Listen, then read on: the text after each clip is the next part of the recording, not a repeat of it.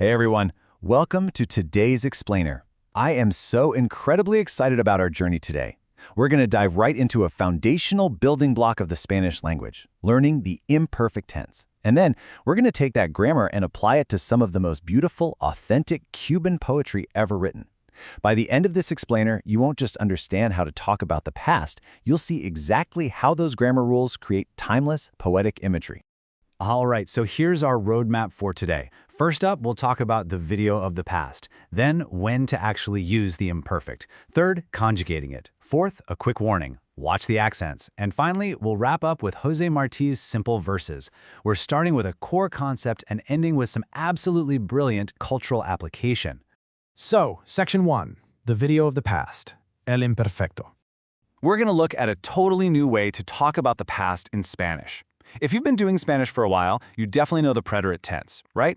Think of that as your snapshot. It's for a completed event, something happened, it finished, click, snapshot taken, and it's done. But the imperfect tense, el imperfecto, it's a whole different ballgame. It is not a snapshot, it's literally a video playing in the background. It shows us how things used to be, what was happening over a stretch of time, or what the world looked like back then. It's fluid, it's ongoing. Moving right along to Section 2, when to use the imperfect and its four main purposes. Let's see how this builds into actual rules. We need to know exactly when you should press play on that metaphorical video in Spanish. Basically, you've got four main purposes for using the imperfect tense. Think of these as the director's notes for your background video. Number 1, ongoing actions or states in the past. What was happening? Number 2, habitual or repeated actions, stuff you used to do regularly. Number 3, background descriptions, like what the weather, setting, or mood was like while something else went down. And number 4, age, time, or feelings in the past. Let's look at some examples so you can hear how this actually sounds. Listen to this first phrase and feel free to echo it out loud wherever you're watching this. Cuando era niño, vivía en México. Let's try that slightly slower. Cuando era niño, vivía en México. In English, this means, when I was a child, I lived in Mexico. This perfectly shows an ongoing state. It wasn't just a single split second where you lived in Mexico. It was a continuous reality during your childhood. That is the imperfect doing its job. Okay, example number 2. Repeat after me. Siempre comíamos arroz con frijoles. Once more, a bit slower. Siempre comíamos arroz con frijoles. Translating to, we always used to eat rice and beans. This beautifully demonstrates a habitual, repeated action in the past. See that word siempre, meaning always? That's a massive clue. It's a dead giveaway that you need to press play on the imperfect video tense because it happened over and over again. And here's our third example. Echo this one with me. Hacía frío y nevaba. A little slower now. Hacía frío y nevaba. This translates to, it was cold and it was snowing. This shows exactly how the imperfect acts as a background description. You're setting the scene. It's the weather, the atmosphere, the environment that was ongoing before any specific action took place. Section 3, conjugating the imperfect. Let's look at regular verbs. Now that we know the why, we really need to learn the how by breaking down the conjugation tables. And let me tell you, I love teaching this because honestly, the good news here is huge. There are literally only 3 irregular verbs in this entire tense. Everything else follows the exact patterns we're about to see. Let's start with the AR verbs, using hablar, to speak, as our model. The endings go like this: aba, abas, aba, abamos, abais, aban. So I used to speak is yo hablaba. You used to speak is tú hablabas. Now, what's super interesting about this pattern is that the yo form and the el ella ud form share the exact same word, hablaba. Because they're identical, context is going to be your best friend here. You'll often use the pronoun just to clarify exactly who you're talking about. Let's switch over to the ER verbs, using comer, to eat. Echo these endings out loud with me. I used to eat is yo comía.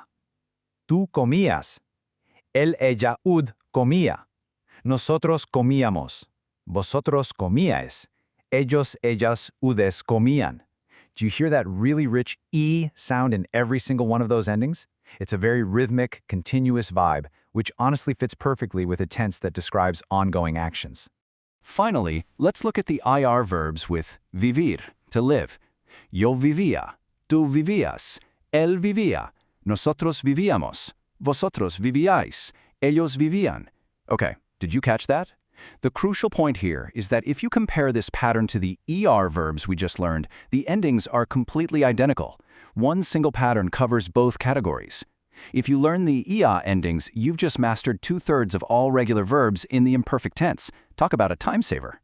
Section 4. Watch the accents. Ojo con las tildes. Before we move on to applying this to our poetry, I've got to give you a quick red alert warning about spelling mechanics. Repeat this phrase with me. Ojo con las tildes. Slower this time. Ojo con las tildes. That translates to watch the accent marks. Seriously, I cannot stress this enough.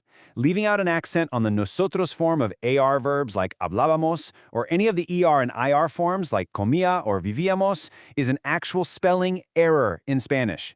It's exactly like forgetting to cross your T's or dot your I's or forgetting a period at the end of a sentence in English. Those tiny little marks tell you exactly where to put the stress, and they are mandatory. So keep a close eye on them. And now, Section 5, Jose Marti's Simple Verses, Poetry in the Past. All right, you've totally mastered the mechanics. Now we're going to elevate our lesson from grammar rules into a really profound cultural deep dive. We're going to read the words of Cuba's greatest national hero using the very verb structures we just learned. Meet Jose Marti. Born in Havana in 1853, he was a true visionary, a poet, a journalist, and a revolutionary who literally died on the battlefield fighting for Cuban independence from Spain. He wrote this famous collection of poetry called Versos Sencillos, which translates to simple verses. Now, what's incredibly fascinating here is that these exact verses became the lyrics to the iconic, world-famous song Guantanamera. You know the one. Whenever you hear that melody, you're listening to the soul-stirring words of Jose Marti. Let's look at his writing. Listen to how beautifully these words flow. Echo after me. Yo soy un hombre sincero, de donde crece la palma. Let's slow that down so you can really feel the rhythm. Yo soy un hombre sincero, de donde crece la palma. In English, this means, I am a sincere man from where the palm tree grows. Notice how he roots his very identity not in a flag or a building, but in the natural world of Cuba, the ongoing, living palm tree. It's an unbroken connection to his homeland. Let's continue with the next verse. Try with me. Yo sé los nombres extraños de las hierbas y las flores. Slower now. Yo sé los nombres extraños de las hierbas y las flores. This translates to, I know the strange names of the grasses and the flowers. This perfectly captures an ongoing state of knowledge. He didn't just cram a fact and forget it, right? This is a continuous, deep intimacy with nature's strange names. It's knowledge that lives in the background of his mind permanently. And let's look at one final powerful image. Echo this. Yo he visto en la noche oscura llover sobre mi cabeza. Once more, a little slower. Yo he visto en la noche oscura llover sobre mi cabeza. In English, I have seen in the dark night rain upon my head. Think about how this connects back to what we just learned about using the imperfect tense to describe weather and background settings. Here, he's painting a vivid background image, the dark night, the rain continuously falling, and he's using it to express a lasting truth about enduring difficult times. As we wrap up today's explainer, I want to leave you with something to really chew on. Look back at the lines we just read. Which of Marti's beautiful images feel to you like that timeless video playing in the background that we learned about today? You see, grammar isn't just about passing a test or memorizing a bunch of tables. It's the very structure that allows poets like Marti to capture the ongoing heartbeat of the world. Thank you so much for hanging out and learning with me today. Keep practicing those imperfect endings, definitely keep an eye on your accents, and I highly encourage you to go listen to the song Guantanamera right now to hear these verses come alive. See you next time.